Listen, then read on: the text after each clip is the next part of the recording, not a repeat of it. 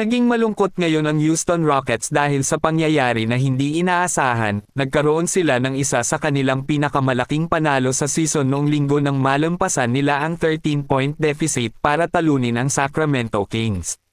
Gayunpaman sa panalo, maaaring naranasan nila ang kanilang pinakamalaking kabiguan nang bumagsak ang star center na si Alperen Sengun sa huling bahagi ng fourth quarter.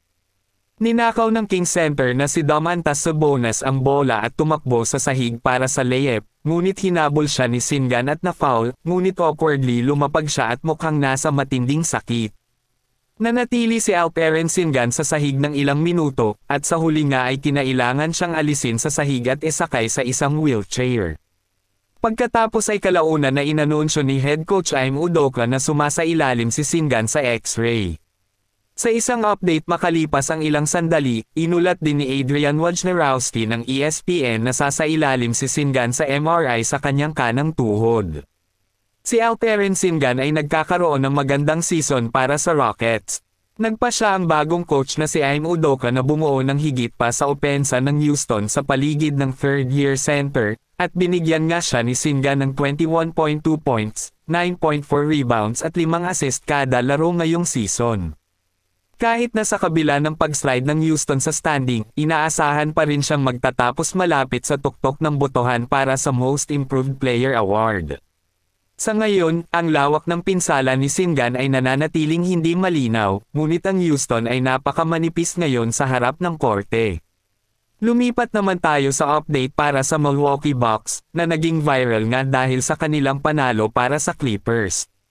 Tinulungan ni guard Damian Lillard ang Milwaukee Bucks na maiwasan ang 3-game skid na may kamangha-manghang fourth quarter performance laban sa Los Angeles Clippers noong linggo.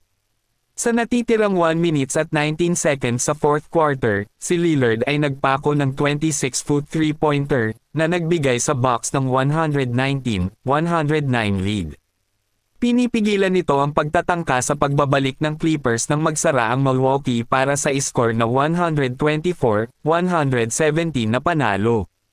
Ang 8-time All-Star ay may 16 points sa fourth quarter at sa kabuuan nagtapos siya na merong 35 points.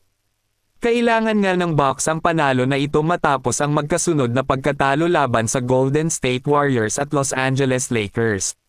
Samantala sa naganap na laro ang Clippers nga ay wala sina Kawhi Leonard at Paul George. Ngunit gayunpaman ang pangangibabaw ni Lillard ay isang magandang senyales para sa Milwaukee. Isang magandang senyales din para kay forward Giannis Antetokounmpo na merong 34 points, 10 assists at 7 rebounds. Kapag nag-click ang two-time MVP at si Damian Lillard, isa sila sa pinakamahusay na duo sa NBA, na nagbibigay sa Bucks ng malakas na pagkakataon na manalo sa kanilang ikatlong kampyonato. Nitong linggo inilista ng FanDuel ang Milwaukee na may pang-apat na pinakamahusay na title odds sa likod ng Clippers, Denver Nuggets at Boston Celtics.